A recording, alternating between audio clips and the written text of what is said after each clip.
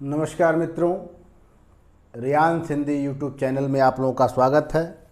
मैं डॉक्टर राजकुमार। हिंदी साहित्य इतिहास लेखन परंपरा और काल विभाजन का हम लोग अध्ययन करते हैं और उसी के कड़ी में आज तीसरा भाग है डॉक्टर रामचंद्र शुक्ल का हिंदी साहित्य का इतिहास। आचार्य रामचंद्र शुक्ल कृत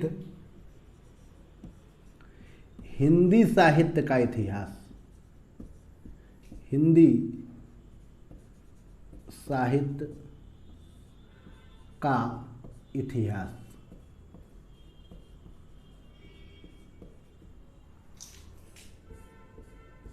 1929। मित्रों, आचार्य रामचंद्र शुक्ल से पहले गारसा दत्तासी, शिव सिंह सेंगर, जॉर्ज गिर्सियन, मिस्र बंधु, ये सब लिख चुके थे अपना अपना हिंदी साहित्य का इतिहास।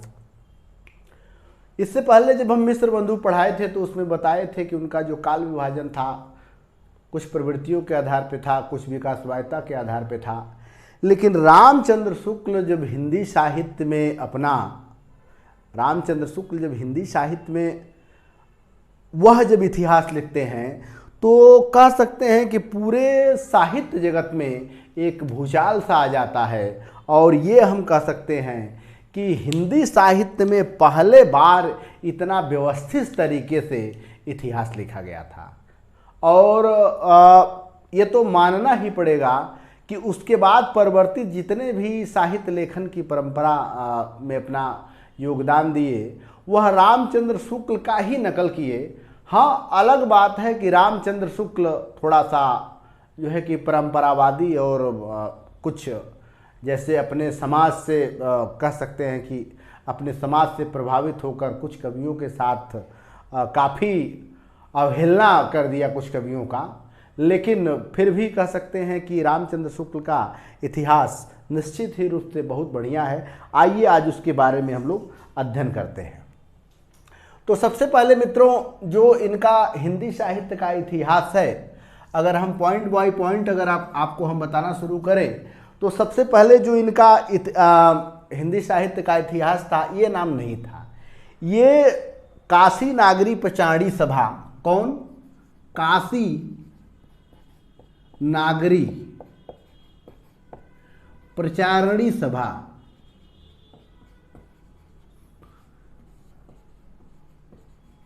काशी नागरी प्रचारणी सभा, मित्रों ध्यान रखिएगा, काशी नागरी प्रचारणी सभा द्वारा हिंदी शब्द सागर,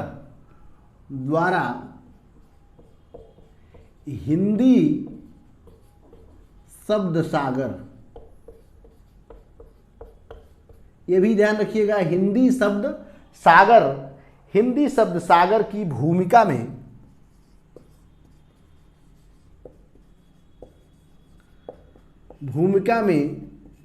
ठीक है, हिंदी शब्द सागर की भूमिका में हिंदी साहित्य के विकास शीर्षक, याद रखिएगा, हिंदी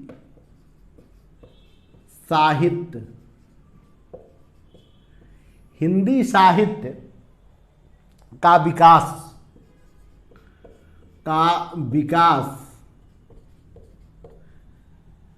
मित्रों फिर एक बार बता दें कि काशी नागरी प्रचारणी सभा द्वारा हिंदी शब्द सागर की भूमिका में, याद रखिएगा, हिंदी शब्द सागर की भूमिका में हिंदी साहित्य का विकास, याद रखिएगा, हिंदी साहित्य का विकास शीर्षक नाम से, ठीक है, हिंदी साहित्य का विकास शीर्षक नाम से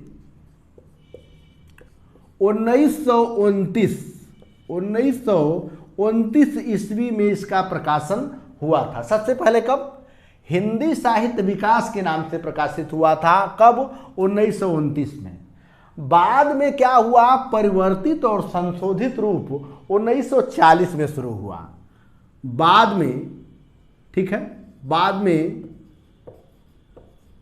संशोधित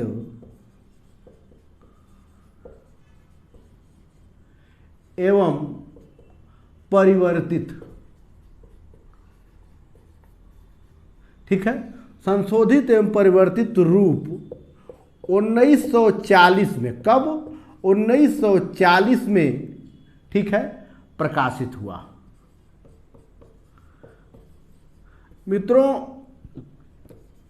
थोड़ा सा यहाँ हम प्रकाश इसलिए डालना चाहते हैं कि जो हम लोग हिंदी साहित्य का इतिहास करके पढ़ते हैं, यह सही मायने में 1940 का संशोधित रूप है। इससे पहले जो है कि हिंदी शब्द सागर की भूमिका में हिंदी साहित्य का विकास, याद रखिएगा, हिंदी साहित्य का विकास इस पुस्तक का नाम था, जो लोग हम लोग हिंदी साहित्य का इतिहास करके पढ़ते थे। और रामचंद्र शुक्ल ने पूरा बेकायदे ये भी दर्शाया कि यह किताब लिखने में, यानी यह हिंदी साहित्य का इतिहास लिखने में किसका किसका इन्होंने मदद लिया। ये स्पष्ट रूप से बताते हैं कि कहाँ कहाँ से हमने मदद लिया। तो ये एक है नंबर 1 पे कविता कौमुदी, कविता कौमुदी।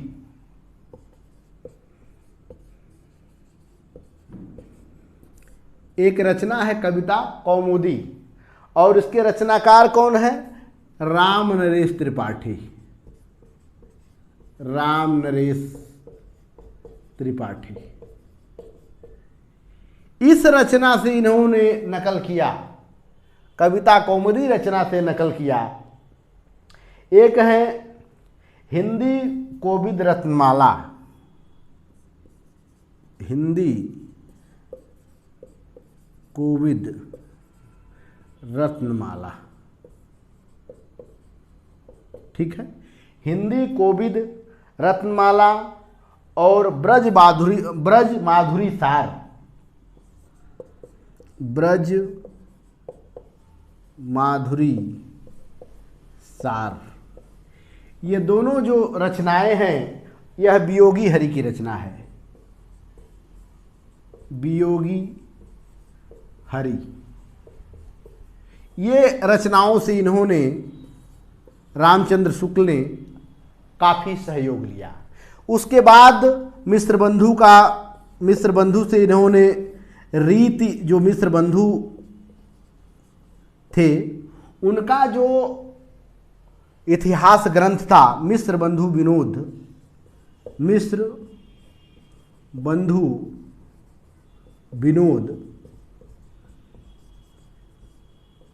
इससे इन्होंने रीतिकाल का परिचय लिया। किससे परिचय लिया? रीतिकाल का परिचय लिया।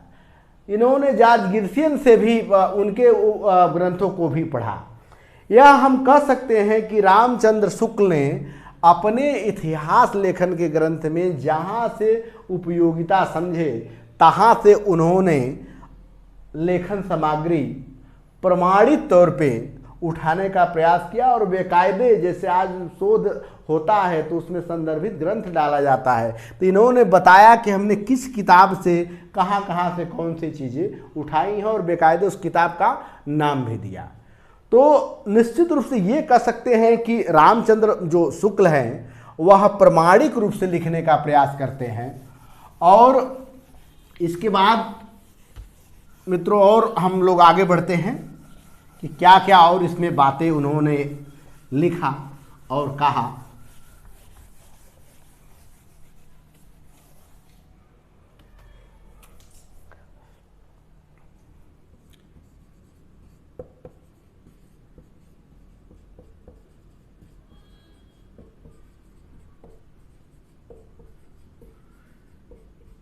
हिंदी साहित्य का इतिहास 1929, ठीक है,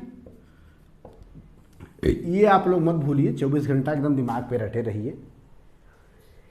इसमें इन्होंने क्या किया कि अगर कवियों की चर्चा करें तो मिश्र बंधु जो थे 5000 कवियों का वर्णन किए थे, लेकिन इन्होंने कहा कि आंख बंद कर सारे ये भी पता नहीं करना कि किस कवि में क्या विशेषताएं हैं, कौन सी कवि में क्या रचनाएं हैं। इन्होंने मात्र 1000 कवियों का वर्णन किया, 1000 कवियों का परिचय दिया, 1000 कवियों का परिचय दिया। मित्रों याद रखिएगा, कितना परिचय देते हैं? 1000 मात्र कवियों का परिचय देते हैं। ऐसा नहीं है कि बहुत ज़्यादा परिचय देते हैं। और इससे पहले जो शिव सिंह सेंगर का इतिहास था, जैसे मान लीजिए शिव सिंह सेंगर, ठीक है, शिव सिंह सेंगर, इनसे पहले ये लिख चुके थे। मिस्र बंधु भी लिख चुके थे, मिस्र बंधु भी लिख चुके थे, ठीक है, जॉर्ज गिर्सियन भी लिख चुके थे। ये सबके रचनाओं को इन्होंने कविवृत्त संग्रह कहा। क्या कहा इनके रचनाओं को? कविवृत्त संग्रह, कविवृत्त संग्रह कह के इनका सम्मान नहीं किया, बल्कि एक तरह का अपमान ही किया।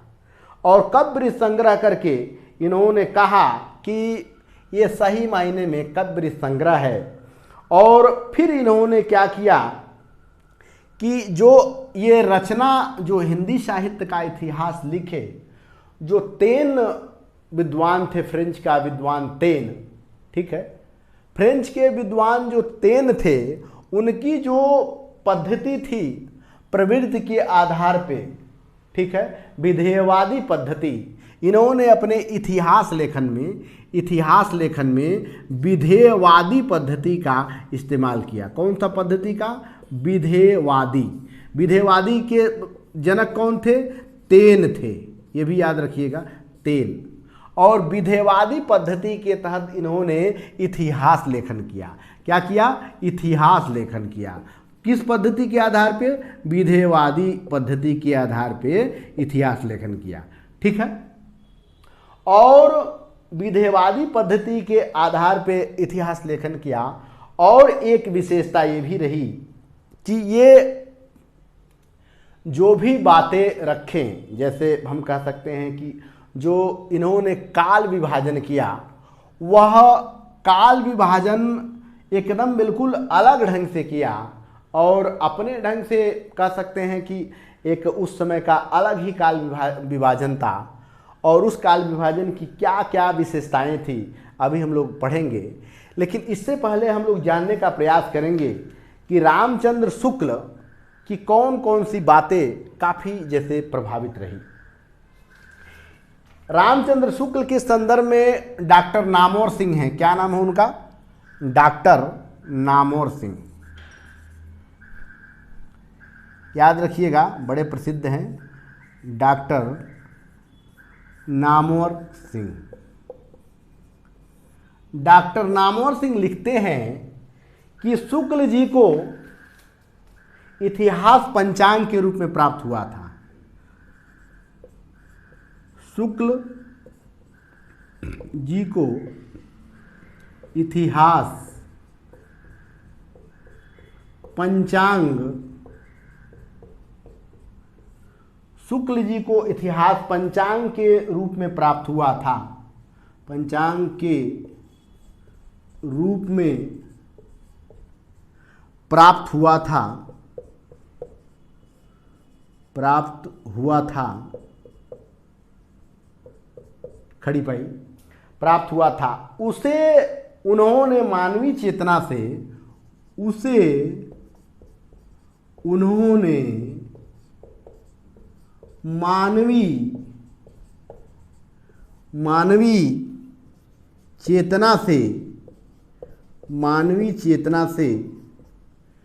मानवीय चेतना से अनुप्रमाणित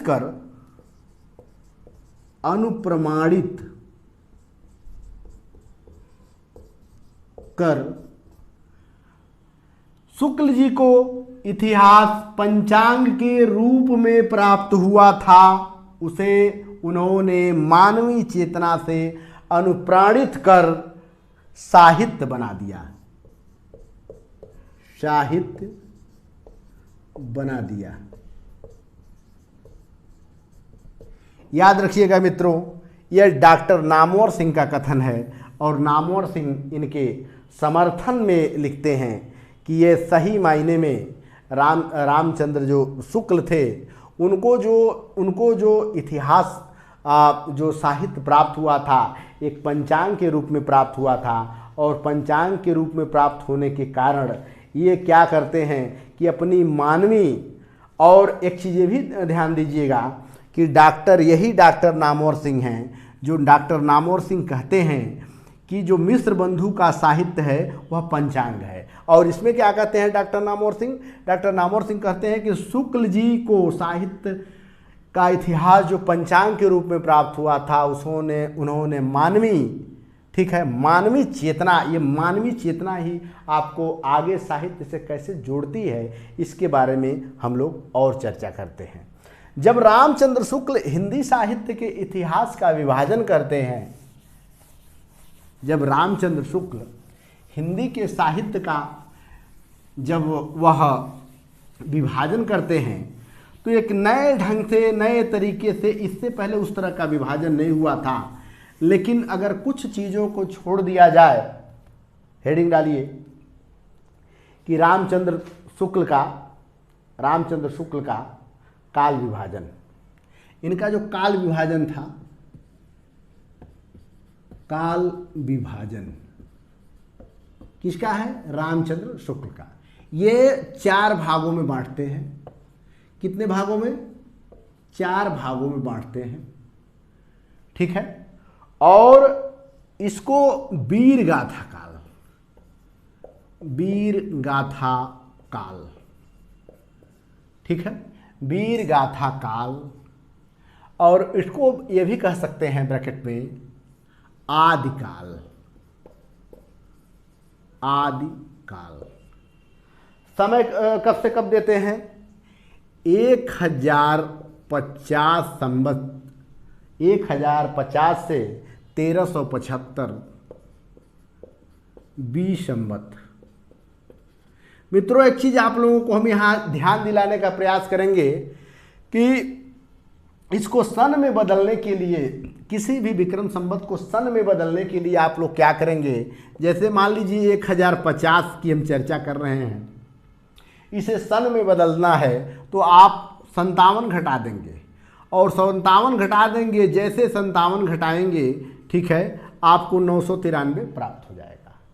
तो अब अगर सन में बदलना है तो 900 इसको 93 कहा जाएगा, ये भी ध्यान रखने की ज़रूरत है। यानी जो आदिकाल का समय इन्होंने रामचंद्र शुक्ल ने माना वह कब से कब मानते हैं? 1050 से 1300 संवत, यानी लगभग यह सन 1000 के आसपास से हिंदी साहित्य की शुरुआत मानते हैं। और यह आदिकाल को क्या कहते हैं कि ये जो है कि वीर गाथा काल है। आदिकाल का नामकरण क्या इन्होंने रखा? वीर गाथा काल नाम रखा। और ये भी ध्यान रखने की ज़रूरत है कि सबसे विवादास्पद काल, इनका सबसे अगर अधिक विरोध हुआ तो इसी वीरगाथा काल पे विरोध हुआ। सबसे अधिक रामचंद्र का शुक्ल जी का अगर किसी काल को लेकर विरोध हुआ, शुक्ल जी का सबसे अधिक विरोध किस काल के लिए होता है? शुक्ल जी का सबसे अधिक विरोध किस काल को लेकर होता है मित्रों? तो याद रखिएगा, सबसे अधिक जो विरोध हुआ था वह कौन था? विरोध हुआ था किस पे? वीरगाथा काल पे, वीरगाथा काल पर, ठीक है मित्रों, ध्यान रखिएगा। सबसे अधिक विरोध ये वीरगाथा काल पर इनका रामचंद्र शुक्ल का हुआ था। फिर उसके बाद यह जो है क्या बोलते हैं, वीरगाथा काल जो आदिकाल को कहा गया था, इन्होंने कहा, लेकिन एक बीमारी और ये पैदा कर दिए जो नहीं करना चाहिए था। इन्होंने क्या कहा कि आदिकाल में जो धार्मिक साहित्य था, जो हमारे हिंदी साहित्य को सबसे अधिक प्रभावित किया आदिकाल में या वीरगाथा काल में सबसे अधिक प्रभावित किया, कौन किया? ये किया था सिद्ध साहित्य। कौन किया था? सिद्ध साहित्य। उसके बाद क्या था? जैन साहित्य, ठीक है, जैन साहित्य। ठीक है। ये सिद्ध साहित्य जैन साहित्य को क्या कहते हैं कि ये सांप्रदायिक साहित्य है। ये क्या कहते हैं, यह जो है कि सांप्रदायिक साहित्य है और यह साहित्य के श्रेणी में नहीं आ सकता है। अब बताइए मित्रों कि कितने बड़े ये कुल कह सकते हैं कि यह एक विचारधारा से पीड़ित थे कि सिद्ध साहित्य और जैन साहित्य जो हिंदी साहित्य को आगे बढ़ाने में इतना अधिक अच्छा भूमिका निभाया, उस सिद्ध साहित्य और जैन साहित्य को धार्मिक साहित्य कह के, सांप्रदायिक साहित्य कह के इन्होंने सीधे सीधे साहित्य के खेमा से ही बाहर निकाल दिया। यानी कह सकते हैं ये कि सिद्ध साहित्य और जैन साहित्य के कवियों के साथ सीधे सीधे नाइंसाफ़ी करना शुरू कर दिए, क्योंकि यह दोनों साहित्य जो है कि ब्राह्मण धर्म का विरोध करता था। वह ब्राह्मण धर्म का विरोध करता था, छुआछूत का विरोध करता था, वांडर का विरोध करता था। और यही सिद्ध साहित्य जैन साहित्य, जब सिद्ध साहित्य जैन साहित्य और एक और याद कर लीजिएगा, नाथ साहित्य। जैन साहित्य, सिद्ध साहित्य, नाथ साहित्य। नाथों की संख्या 9 है, सिद्धों की संख्या 84 है। जैन के जितने भी हिंदी साहित्य में जो अधिक योगदान दिए हैं, तीनों साहित्य को क्या धार्मिक साहित्य या सांप्रदायिक साहित्य करके क्या साहित्य के खेमे से बाहर निकालना उचित है। इन्हीं का शिष्य हजारी प्रसाद द्विवेदी ने बहुत भयंकर विरोध करके इन तीनों साहित्य को साहित्य के खेमे में रखने का प्रयास किया। तो मित्रों, आदिकाल के विषय में, ठीक है, आदिकाल के विषय में इनका यह विचारधारा थी। और आदिकाल का समय कब माना मित्रों, ये भी ध्यान रखिएगा, 1050 से लेकर 1375 तक ये आदिकाल को समय मानते हैं। और आदिकाल में सिद्ध साहित्य, जैन साहित्य, नाथ साहित्य को धार्मिक साहित्य कह के सीधे सीधे उस खेमे से बाहर निकाल देते हैं। यह उनके कह सकते हैं कि मनोवृत्ति बताती है कि किस तरह का उनका सोच था। दूसरी बात है मित्रों, इसके बाद दूसरा जो भक्ति काल का समय लेते हैं। भक्ति काल क्या है? भक्ति काल। भक्ति काल कोई विवादित नहीं है और भक्ति काल के विषय में सब लोग एक जैसे हैं। और भक्ति काल को का ही नाम जो है कि पूर्व मध्यकाल भी पड़ा। पूर्व मध्यकाल मित्रों ध्यान रखिएगा कि भक्ति काल आबलिक पूर्व मध्यकाल एक ही है। समय क्या है? 1375 से लेकर 1700 संवत, विक्रम संवत, ठीक है। भक्ति काल की इनका जो सबसे बड़ा माइनस पॉइंट कह सकते हैं कि भक्ति काल का उदय, जो भक्ति काल का उदय था, क्या उदय, ठीक है, भक्ति काल का जो उदय था या भक्ति का उदय, यह मुसलमानों के आक्रमण के कारण मानते हैं कि मुसलमानों का आक्रमण था। अब भारतीय जनमानस में हताशा थी। भारतीय, ठीक है, जनमानस में हताशा थी। क्या थी?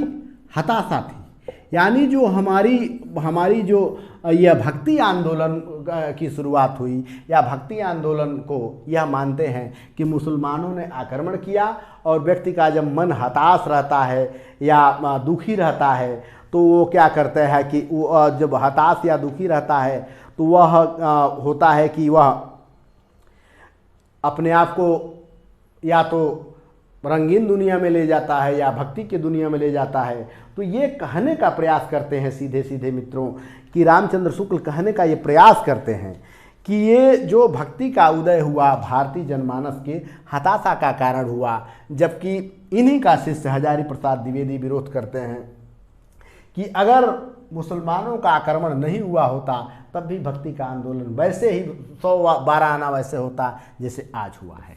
तो लेकिन यह बात इनके अच्छाइयों को भी छूती है कि भक्ति काल का ये निष्कर्ष निकालते हुए दो भागों में बांटते हैं। ये इनके मस्तिष्क परिपक्वता की निशानी बताती है और उसमें यह दो भाग करते हैं, एक निर्गुण और दूसरा सगुण।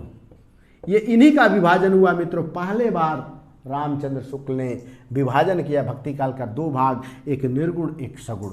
निर्गुण में भी दो भाग कर दिए, एक ज्ञानाशयी एक ज्ञानाशयी और दूसरा प्रेमाशयी। प्रेमाशयी, ठीक है, एक ज्ञानाशयी दूसरा प्रेमाशयी। सगुण के दो भाग किए, एक रामाशयी और दूसरा कृष्णाशयी। और ज्ञानाशयी की ये जो प्रतिनिधि कवि माने उसको कबीर को माने, ये जायसी को माने प्रतिनिधि कवि के रूप में, रामाश्रयी में तुलसीदास को माने, कृष्णाशयी में सूरदास को माने। लेकिन मित्रों, इनका जो मूल्यांकन करने का तरीका था, सारे कवियों की यह तुलना केवल तुलसी को केंद्र में रखकर करते थे। ये भी ध्यान रखिएगा मित्रों, तुलसी को रख के केंद्र में करते थे। और यही कारण है कि तुलसी के विरुद्ध में जितने भी साहित्य की बातें आती हैं उस सबको एक थर्रे से खारिज करते हैं। और एक मित्रों, एक और कारण आपको बता दें कि यही कारण है कि इनके जो कबीर के प्रति जो इनका व्यवहार था, कबीर के प्रति जो इनके कबीर साहित्य को लेकर जो उचित मूल्यांकन होना चाहिए मित्रों, यह रामचंद्र शुक्ल ने कबीर के साथ उचित मूल्यांकन नहीं किया मित्रों। और कबीर के भाषा को सदुक्कड़ी भाषा कह के, इनके बातों को खरी खरी कह के, यानी जो भी इनके ऊपर टीका टिप्पणी किए, सार्थक टीका टिप्पणी नहीं किए। और मित्रों, एक चीज़ आप लोगों को यहाँ बताने का हम प्रयास करेंगे कि इन्होंने जायसी, मलिक मोहम्मद जायसी और तुलसीदास और सूरदास, इन तीनों को लेके मित्रों, इन तीनों कवियों को लेके इन्होंने एक त्रिवेणी आलोचनात्मक इनकी किताब है। त्रिवेणी मित्रों याद रखिएगा, त्रिवेणी इनकी एक आलोचनात्मक किताब है। त्रिवेणी में तीन कवियों का ये परिचय बताते हैं कि जायसी का, मलिक मोहम्मद जायसी का, तुलसीदास का और सूरदास का, और यही त्रिवेणी में कबीर को ये छोड़ देते हैं मित्रों। तो इनके परिपक्वता की ये निशानी बताती है कि किस तरह की इनकी मानसिकता थी। तो जायसी, तुलसी और सूरदास को लेकर ये त्रिवेणी लिखे और तीनों के बारे में बहुत अच्छी जानकारी देते हैं। बहुत अच्छी किताब है, आप लोग पढ़ने का प्रयास करिएगा। लेकिन भक्ति काल में बहुत यह जैसे इतना स्टैंडर्ड विभाजन करना या इतना बारीकी से समझाना, इससे पहले किसी कवि ने नहीं समझाया था। उसके बाद मित्रों आता है जो तीसरे क्रम में रीतिकाल का विभाजन करते हैं। रीतिकाल, और रीतिकाल का विभाजन करने के बाद, ठीक है, रीतिकाल का विभाजन करने के बाद मित्रों इतने बढ़िया से यह रीतिकाल के तीन जो विशेषताएं हैं, रीतिकाल के तीन तरह के कवियों हैं, उससे पहले जैसे यह शोर मचता था कि सारे जितने रीतिकाल के कवियों सही रूप में आचार्य हैं और वो अपने को आचार्य के तब प्रमाणित भी करते थे।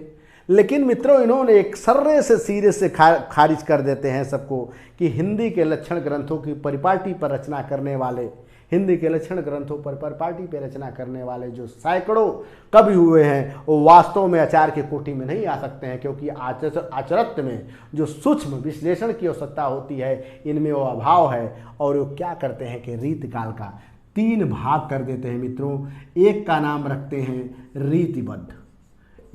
रखते हैं रीतिबद्ध, दूसरे का नाम रखते हैं रीतिमुक्त, और तीसरे का नाम रखते हैं रीतिसिद्ध।